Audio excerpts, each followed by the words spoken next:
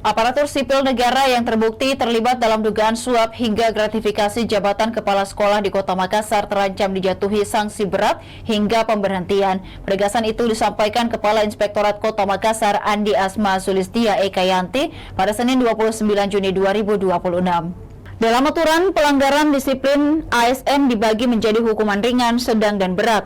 Untuk pelanggaran berat, sanksi yang didapatkan dijatuhkan meliputi penurunan jabatan setingkat lebih rendah selama 12 bulan, kemudian pembebasan dari jabatannya menjadi jabatan pelaksana selama 12 bulan, hingga pemberhentian dengan tidak hormat atas permintaan sendiri sebagai PNS.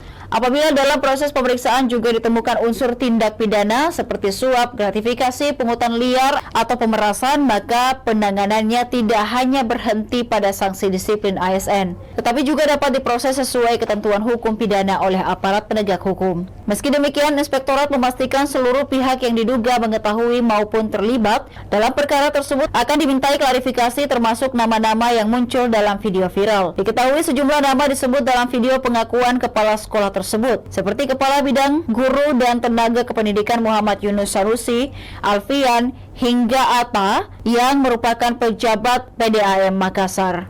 Demikian Tribun Timur Hot News kali ini. Saksikan berita menarik lainnya hanya di kanal YouTube dan Facebook Tribun Timur. Download Tribun X sekarang, menghadirkan lokal menjadi Indonesia.